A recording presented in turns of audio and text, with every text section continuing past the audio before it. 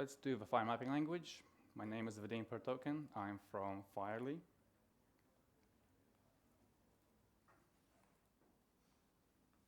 I have been working with FHIR since 2014, so for about 5 years now. I'm a FHIR consultant with FHIR and FHIR. I go out to projects worldwide and help people with FHIR, advise them what to do or build custom FHIR solutions for their needs. And I am a contributor to the FHIR specification mapping files. As you see, the FHIR specification has a lot of examples in it. And when they release a new FHIR version, it is pretty infeasible to update all the examples by hand. So we instead use a FHIR mapping language, write mapping files to convert from one version to another, and then we do it all in bulk. So that's why I have a good deal of experience of working with a FHIR mapping language. Also, I've been doing this presentation for a while, and finally I can also announce a .NET mapping engine that is made by FHIR at this conference. We developed it together with Helix, and Alexander over there put in a fair bit of work into it. So after this presentation, we'll have a hands-on session, and you'll be able to play around with this engine yourself. Now let's get into this presentation. First of all, we'll go over the language overview and the basic syntax, so we have an idea of how the language works and what to do with it. And in the second part, we'll go over common rules and patterns that will help you out.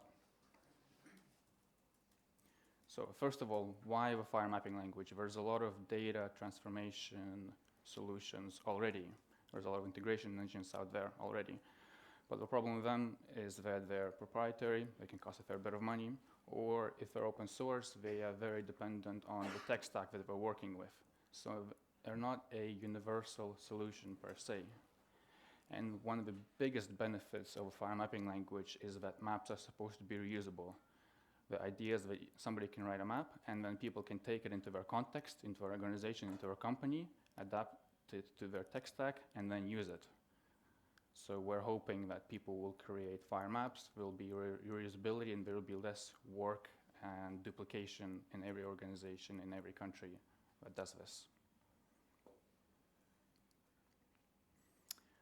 The FHIR mapping language allows you to convert between different FHIR resources, different FHIR versions. This is what it's used for in production already today, between different formats, CDA, V2. We're looking at using it with V2 in certain use cases, and adding support for our languages as possible.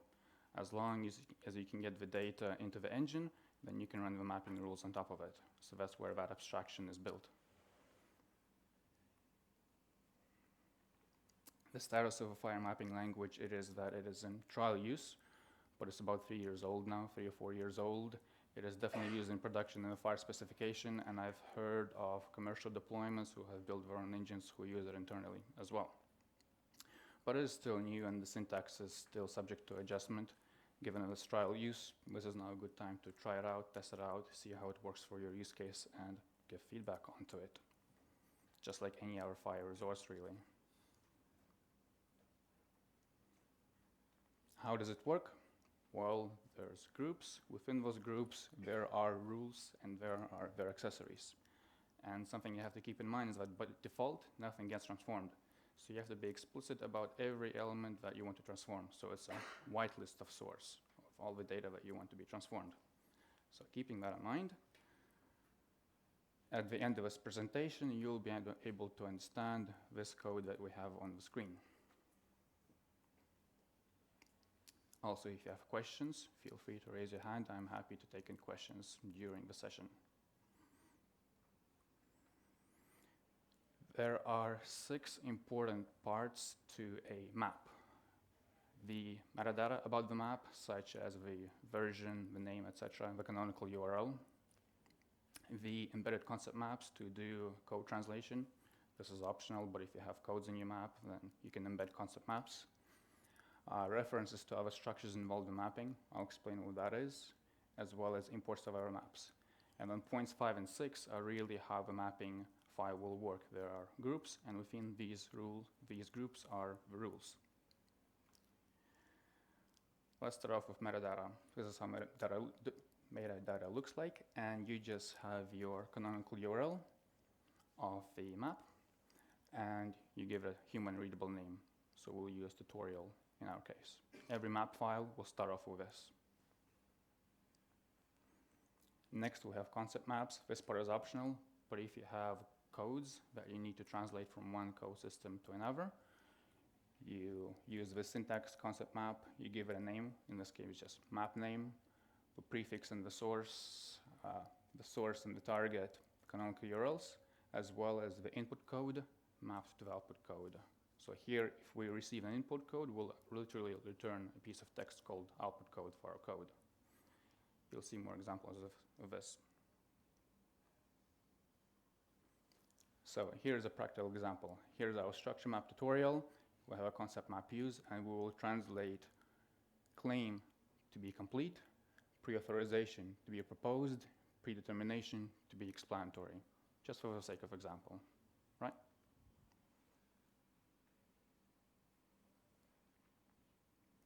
Next, we will import the structure definitions used in this map. So the mapping engine needs to know what data structures it's working with in the input and outputs. So for the input, we have our custom logical model called fake inpatient drug chart. So we import that as a source. So when the data is loaded, the mapping engine knows the typed information for the input data. And we have FHIR patient and FHIR observation as two target resources. So the mapping engine will load those structure definitions, and when we ask it to create a patient, it knows what a patient looks like. When we ask it to create an observation, it knows what an observation looks like because of this uses statement, right? So this is, we're still getting set up in our mapping file. We don't have any rules yet, we're just getting started. So here's how our sample map looks like so far. If needed, we can also import other map files as well, and it supports globbing as well. So if we want to import all structure maps that convert from version 3 to 4 at the end of a string, the mapping engine will load all of them in. And these are canonical URLs, right? So the files can be named anything you want. Everything is based on the canonical URLs here.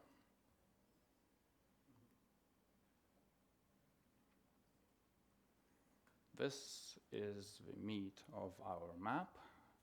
Groups. The syntax for a group is pretty simple. Group, and then you give it a name, and then you give the source element with its type, as well as the target element with its type. And you can have many source elements, and you can have many target elements. So these are the inputs and the outputs to your group. So here in our example, in our group, to start mapping, we have the source, our custom logical model, and the target is of type bundle, right?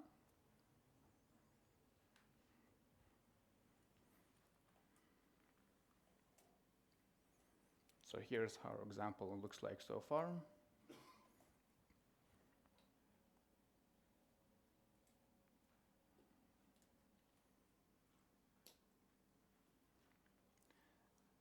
Now, the actual rules that actually tell the mapping engine how to transform content. There's a simplified version and there's an extended version. In the simplified version, you just do the source element and you give the name of a field.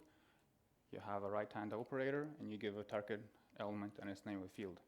For example, in one of the mapping files, the element asserted date, in one of the FHIR versions, the element asserted date got renamed to recorded date.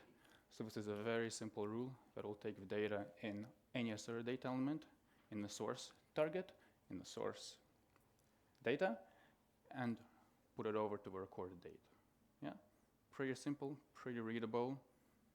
I don't think you can get any simpler than that.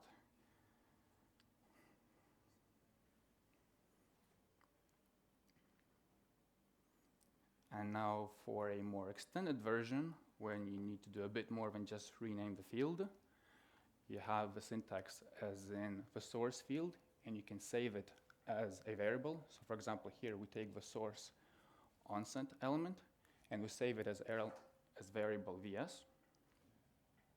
And then we have a target field, equal sign, and then we can have a transform or create operation, whatever else. So here we take the source element, and it's vs, and which is of type string here, and we create a target element of also type onset, but it's of type datetime. So here we use the create function. We give it the FHIR data type we want to create. here it's a datetime. We save it as variable VT, and then we call a custom group on it. And we pass our source onset as VS, and then we pass our newly created data type as VT. And then this group will do some more work on it. Or in this second example, we could take the source category, and then we need to create an extension for it. Because let's say the source category element was deleted, but we still have to keep the data somehow, right? So what do? We put into an extension in the next version. So we take the source category, we save it as element VS, and then we create a target category as VT. Actually, sorry, it's not an extension, it's a coding. It's a codable concept. So we create the target category as VT, and then in that VT, we create a vt.coding.sc, another variable, and then finally, we set the system to this terminology, and we set the code to the source category, which was saved as variable VS. So that's how we can populate the output data structure. Yes? Why do you need to create the datetime in the first example, but you don't need to create the code of concept in the second? I'm not exactly sure, but it does work that way. I think the mapping engine knows the type in one case, in our case it didn't, but yeah. I was just going to say that the category is already defined by a structure definition, whereas the VT has no previous definition. It's just a variable. Yeah.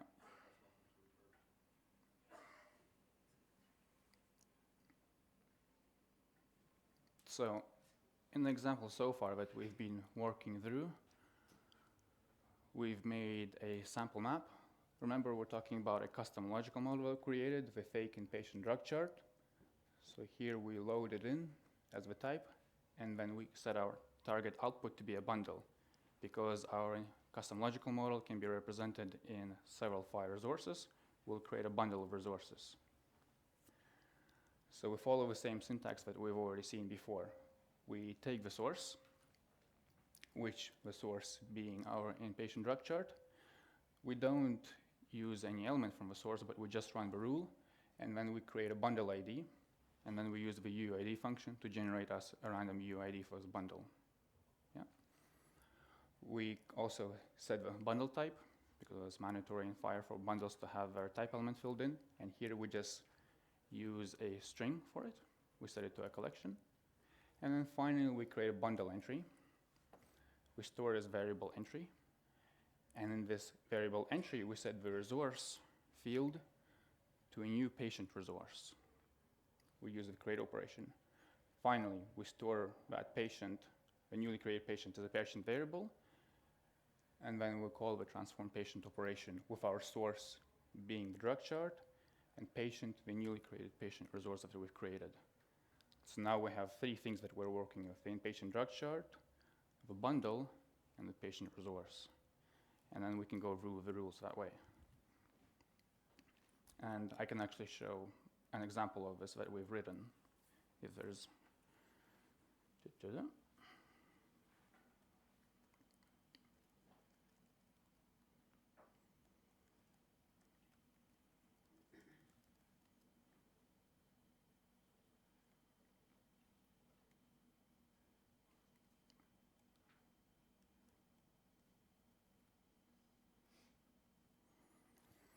So here's the example that we've been working with so far, and it takes a custom logical model and creates a bundle of resources for it. So here you've seen this example here. We've went up to this part. Actually, after we transform the patient, we run another group of transform patient handler, and the inputs to that are the three things that I've mentioned: the source, the patient, and the bundle. And this group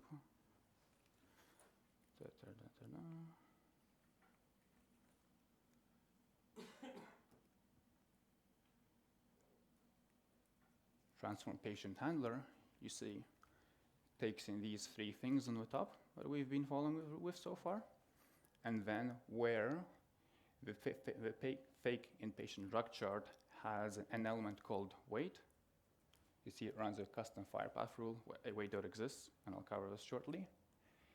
If it exists, it will create another bundle entry, it will create an observation, and then it will run another group called transform observation wait on it. So this is how it will recurse from one group into another, creating elements as we need. And I'll walk over the patient example that we have.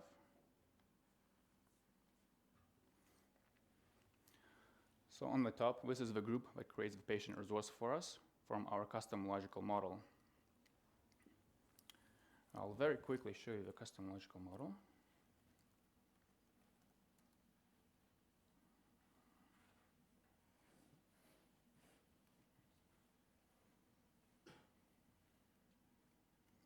So this is our custom logical model. You see it looks nothing like a standard FHIR resource that you've seen.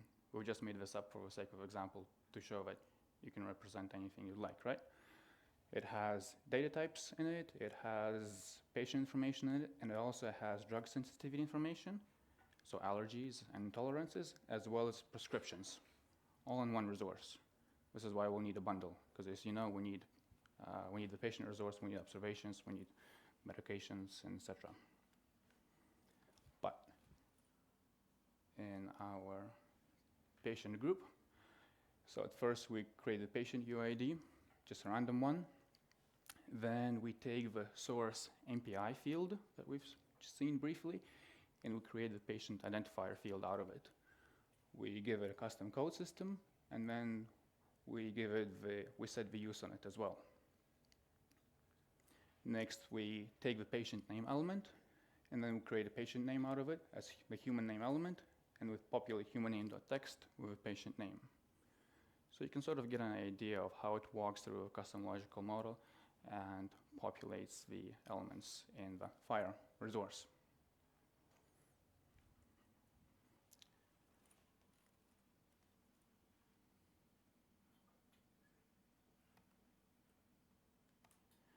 So, delving into some of the common patterns that you'll find handy when you're working with a logical language. Moving the element from the source to target, we've already seen this short form, pretty obvious. Create a default element in the output, you just take the source structure, you don't tag on any element, and then you create a rule out of it. You can run rules conditionally with FHIR path using the where statement. So this is a FHIR path filter. If it returns true, this rule is run. If it returns false, this rule is skipped. Pretty simple. And what is passed into it is the source element. That's why I don't need to say source doesn't exist. You can just use wait, and then you can use the FHIR path exists function on it.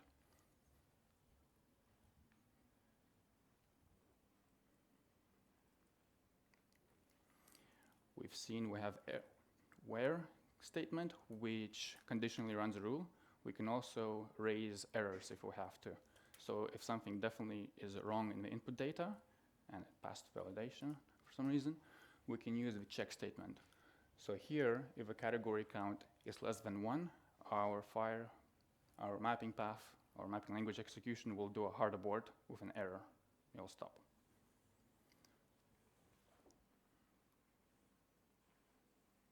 We can also map codes, and we've seen how this works.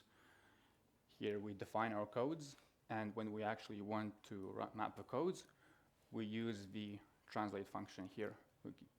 And at first we give it the code itself, since we save it as V here, right? Then we use the embedded concept map to do the translation, and finally we give it the data type to work with.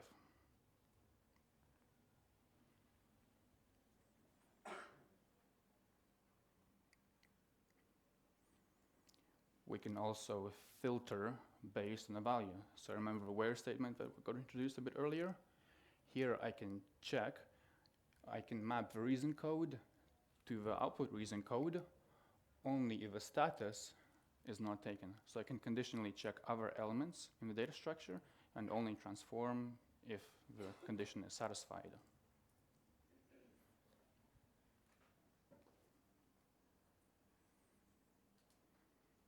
You can also organize your maps with inheritance.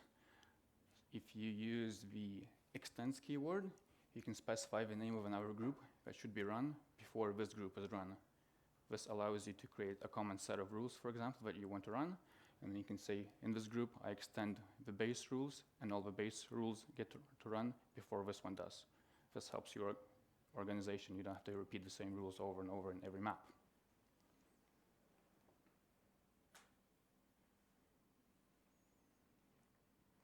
Finally, you can import our maps with globbing. And like I've shown you already, you can recurse into children by calling other groups explicitly using the then keyword. This is one form of it, and you don't have to give it a name. You can also define other rules in line. So you can say then, and instead of calling another group, you can put a square bracket, and then you can put the other rules right here in line. So here we'll take the source element guardian, we'll save it as guardian, and guardian will get used here, guardian name and guardian email. And then we'll create patient contact, which is a grouping of elements. So in FHIR, it's a backbone element as contact. And then finally, we go to the guardian and we populate our contact as needed. So these rules are defined in line.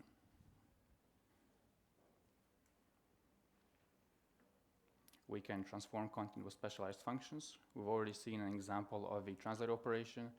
Here we have a date up operation, which given a FHIR date as a string, will create your FHIR date element out of it. So you just call it like this, pretty simple. And more into this, if you're implementing your own mapping engine, you can also create custom functions that you need, and we'll call out our services as necessary, and you can populate your data that way as well.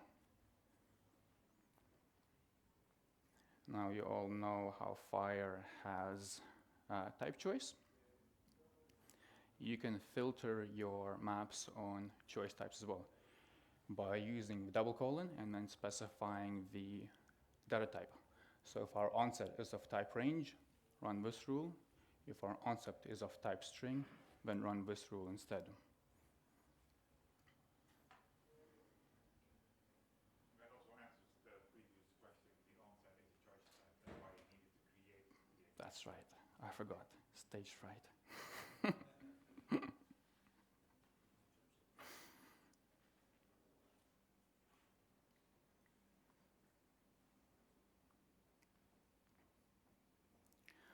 Finally, we can also chain group calls, as you see in our sample map. We create our patient, we run the rules to transform a patient, and then we can run another group right after it with the output of this patient. We can give it as an input to the next group afterwards. So you can chain groups as needed. In our case, transforming the patient first generates us a UID, an ID for the patient. And remember, when we're creating observations, we need to reference the patient, right? So this is why we pass the patient resource to this transform patient handler.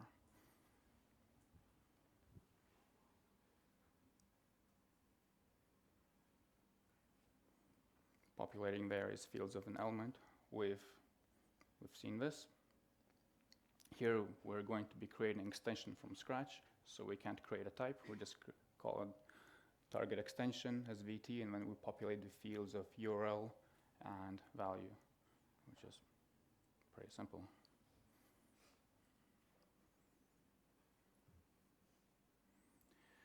And if you would like to filter on several values instead of writing not all the time, you can use FHIR path as well.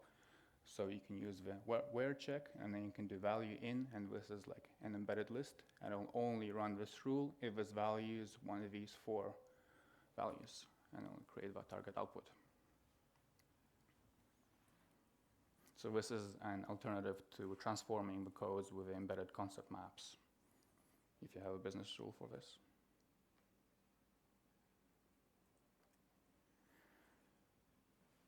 Finally, you can split off things as a separate resource, and this is from my example as well.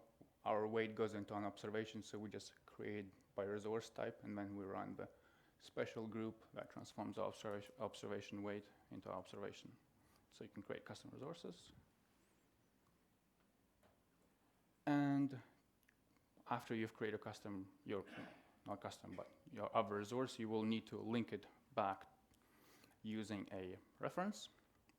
So in this example, we have a group height.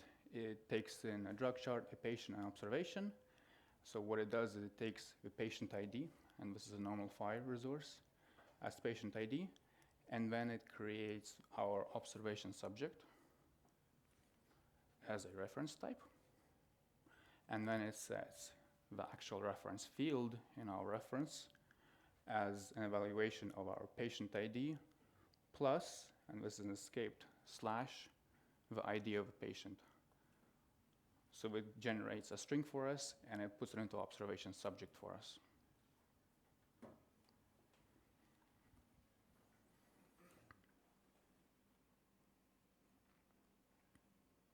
And that's it. I've covered the mapping language, I've covered the basics, and I've also shown you some common patterns of use that when you start using it, you will think about and you'll remember this, I hope. Do you guys have questions? Yes. Yeah, I have two questions. One about what type of source are available, because you show something which is quite like taking things from JSON or something like that. But is it possible from, I don't know, an Oracle database or something like that? Yes, you can load it in JSON. The idea is that it needs to be loaded into FHIR-like data for our mapping engine to understand and for the Java engine to understand. So you might, if it's custom data in a custom format, you might have to write a custom parser for it, and then the engine can understand it. Okay. Yeah? And the second question is the engine only available in .NET? Or It's also available in Java. okay. We just announced the .NET one. We made it, and the Java one is the one that's being used in the specification and has been around for years. Okay. So there's two engines available that I know of publicly. Yeah. Any plan for all the languages or the technologies? I don't know. Okay. For the custom mapping, is there, like, I'm wondering what is the capability there? Is there a syntax for maybe calling out to external source to get information? Maybe a use case would be when you are creating that patient, Mm-hmm. and if the patient with that particular identifier already exists in some FHIR API somewhere, then you would just skip that creation. Is that that kind of capability, is that in the FHIR mapping language? So by calling out to our services, you mean like your system that you're working with? Yeah, maybe I have a system that keeps Yeah, this spec does talk about calling out to our services. So you could define a custom function as needed, implement it, and stick it in. It's thought of, but this should be possible. Could you repeat the questions, please, just for the recording? Yeah. So I noticed that for the filter conditions, we use the equal, not equal, and since you borrow syntax from query language, my question is how expressive is the mapping language itself? Have we encountered any use cases that need more the current mapping provide or satisfy? So the question is, how expressive is the mapping language itself, and have I encountered any use cases where it couldn't handle it? I've used it for a while for the examples in the FHIR specification. And I can tell you that the modeling groups, they do a lot more than just rename elements. Sometimes they split off a resource into two, sometimes they merge resources, sometimes they completely change the pattern of internal structure of a resource, and it's been able to handle it. So I haven't had any cases where it wasn't able to handle it, so I think it's pretty powerful. And from the personal experience, I've used the FHIR mapping language to do data transformation. I've also used an imperative language, our C# library, but I think it is the same for any imperative language to do data transformation. And the mapping language was a lot easier to work with. You saw how a syntax is pretty clean, pretty simple. The same line of code in imperative language is a lot bigger, it takes a lot more effort. So I think it's pretty good. Do you need, for example, do you need to merge two data sources or to join two data sources so you generate the destination? So the question was if I had to merge two data sources into one. Yeah, there have been cases where two resources were merged into one resource, and it was possible to write a map that takes two resources and as an input, and then it produces one as an output.